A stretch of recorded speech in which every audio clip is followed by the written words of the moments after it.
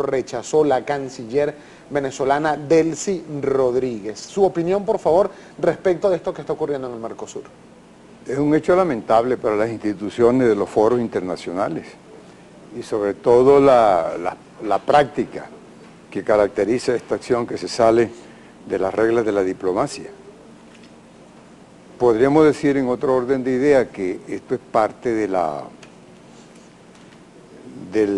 acorralamiento político que hay contra Venezuela. Si se habla de un bloqueo económico, este es el típico bloqueo político. Y no faltaría quien diga, si es que estuviese activada la Carta Democrática, que este es el primer acto fuerte, lamentable, de la aplicación de la Carta Interamericana. Pero fíjese, diputado Contreras, que el Uruguay había mantenido más bien una posición parca, por así decirlo, escueta, o sea, entregó la presidencia pro tempore, asistió, fue el único que asistió a la reunión que convocó Venezuela en Montevideo, ahora se suma a la petición de Argentina, Paraguay y Brasil. El Mercosur lo constituyen 5 países, de los cuales ya 4 países, que son los socios fundadores, están exigiendo que Venezuela no continúe al frente de la presidencia pro tempore, pero no alegan boicot ni nada de eso. ¿Qué alegan? Alegan, entre otras cosas, el incumplimiento continuo por parte de Venezuela de las cláusulas a las cuales se comprometió en el momento de su plena adhesión al bloque económico. Pero eso es una apreciación subjetiva, ese es el debate. Para uno en el continente, pero fíjate tú lo que está pasando en Margarita ahora. Un foro político más universal, que tiene más fuerza, mayor miembro, sin embargo le están confiando la presidencia pro tempore y por más tiempo a Venezuela. Venezuela además, aparte de los países no alienados, es presidente de 5 organismos internacionales más, de tal manera que ese es parte del debate que se viene dando. Ahora, claro, pero Mercosur tiene una especial importancia porque trae a vecinos y socios directos acá en la región. Indudablemente que es importante y nosotros lamentamos lo que está ocurriendo. Ahora, Uruguay no tiene más que hacer, se le venció y lo que están perturbando, lo que ha hecho es poner en manos de los que están perturbando la incorporación de Venezuela al ejercicio de la presidencia por el tiempo que le corresponde, la responsabilidad plena de lo que está ocurriendo. Y eso va a tener un costo político de imagen internacional para estos países que obstinadamente no quieren que Venezuela ejerza la presidencia, por presiones internacionales indudablemente. Eso puede hablar, diputado Contreras, y manejando usted la parte diplomática, repetimos, fue vicecanciller en el gobierno del fallecido presidente Hugo Chávez. ¿Puede hablar esto de un aislamiento acá en la región, en América del Sur, del gobierno del presidente Nicolás Maduro, por no decir de Venezuela? Es un atropello, indudablemente, y buscan acorralar, aislar a Venezuela dentro de un plan concebido para acabar con la revolución bolivariana. No tengo la menor duda de eso. Ahora, no se interpreta más bien, o no podría interpretarse también como un reclamo directo a lo que han denunciado sectores políticos en Venezuela de violaciones a los derechos humanos, detenciones ilegales, persecución a la voz disidente, no cumplimiento de las cláusulas democráticas, entre otras del Mercosur, por ejemplo? Eso es absolutamente cierto, lo que no quiere decir que sea una verdad absoluta. ¿Qué es lo que yo digo que es cierto?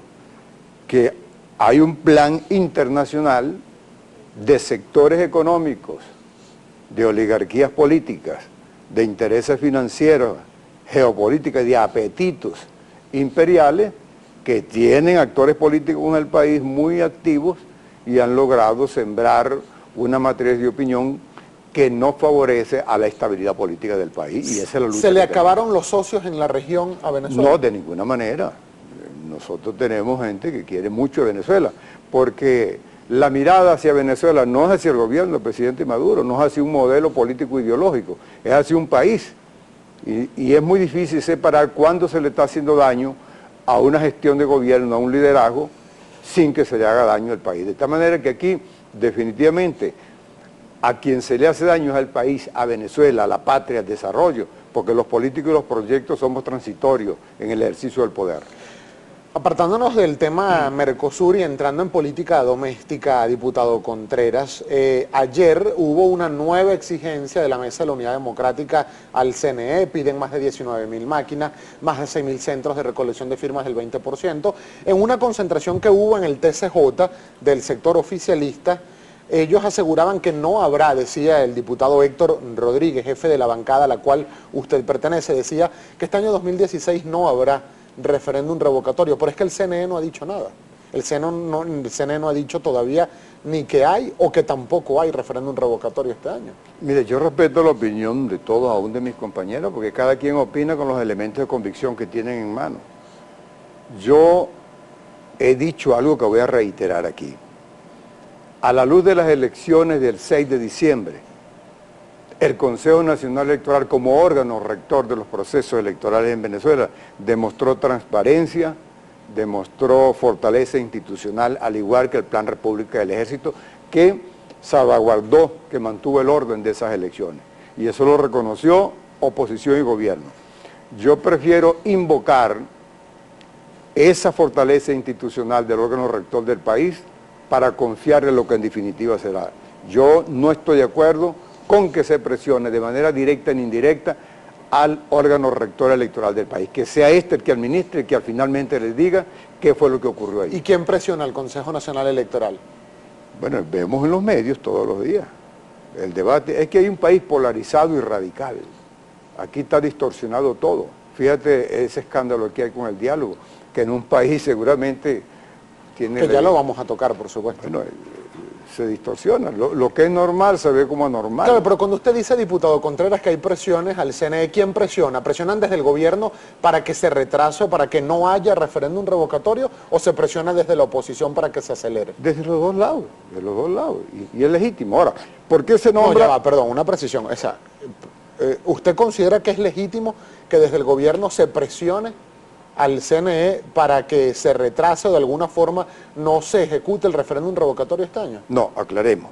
Lo que es legítimo es que así como la oposición quiere crear las condiciones de un ambiente político y electoral, porque de convocarse al referéndum vamos a ver si el no, también los que no queremos, y yo me inscribo allí, los que estamos con el gobierno y con la revolución, que no queremos que se dé el referéndum, tenemos el derecho de organizarnos y de opinar. Pero eso es distinto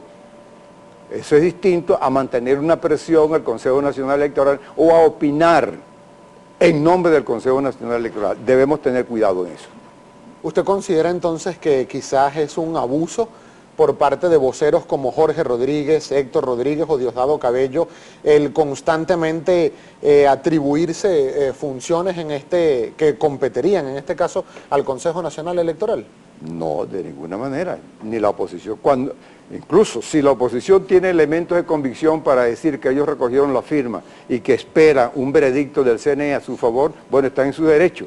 Si los compañeros nuestros del campo bolivariano aprecian que hubo error, que hubo manipulación, actos indebidos en ese proceso de recolección de firmas, tienen derecho a estar vigilantes, porque están jugando a un proceso limpio para poder tener resultados sostenibles, aceptables. Sobre el diálogo, por lo menos en este sentido, porque el referéndum revocatorio ha sido uno de los ingredientes principales de la discusión sobre el diálogo. ¿Cree usted, diputado Contreras, que hay condiciones en este momento en Venezuela para un diálogo sincero, real, que dé resultados entre oposición y gobierno? A ver, previamente, en un país civilizado, con una democracia desarrollada como la que yo aspiro y sé que tú también para mi país, el diálogo entre los actores políticos fundamentales debería ser lo más normal del mundo. Incluso el que tenga aspectos privados y aspectos públicos es también absolutamente normal, porque eso se da en la vida privada incluso. Hay cosas que tú las hablas en público y otras las hablas en privado, lo que no quiere decir que exista secretismo. No hay secretismo, lo que hay es prudencia en el manejo. Y recuerda, y yo para ilustrar esto tengo que decirte lo siguiente: el diálogo no es un fin en sí mismo, el diálogo es un medio, un instrumento para lograr dos cosas fundamentales, o acuerdos o entendimientos. Y cuando no hay condiciones para entenderse o para acordarse, el diálogo es un imposible. Incluso hay oportunidades que si no hay condiciones para alcanzar el objetivo, el diálogo es contraproducente, porque si la gente se sienta a conversar sin estar maduras las condiciones para llegar a acuerdos o para entenderse, pueden quedar más distanciados de como estaban. Pero ¿cuál debe ser el objetivo de ese diálogo? Porque, por ejemplo, por una parte, sectores de oposición aseguran que el único objetivo del diálogo es que se realice el referéndum revocatorio este año 2016. Mira, Gabriel, y el del gobierno dice lo que pasa es que el diálogo, lo que pasa es que el llamado diálogo se está dando en el campo de intereses personales sobre proyectos parciales, intereses parciales y no intereses del país. El diálogo que el país quiere es que la oposición al gobierno se siente a ver cómo acabamos la seguridad, que están matando a nuestra gente, que el robo ha aumentado, para ver cómo resolvemos el problema de la comida, del medio ambiente, cómo resolvemos el problema del hectariaje de maíz, de sorgo, de frijol y de arroz. Ese es el diálogo que el país quiere, pero un diálogo donde los factores se sienten, unos para mantener el poder y otros para lograr el poder que no tienen, perdóname la sinceridad con que tengo que hablar, ese diálogo no puede ser eficaz, porque si tiene eficacia entre los actores que se sienten, no le interesa el país. El país lo que quiere es solución de su problema y así lo demanda de sus actores políticos fundamentales. Nosotros vamos a hacer una breve pausa, diputado Contreras, pero al regreso vamos a analizar también lo que tiene que ver con las elecciones a gobernadores que de acuerdo al texto constitucional deberían convocarse para este año 2016. Ya fenece el periodo de los gobernadores. Usted ha tenido comentarios respecto de ese tema de la realización o no de estas elecciones. Lo vamos a analizar al regreso. También la participación de la audiencia.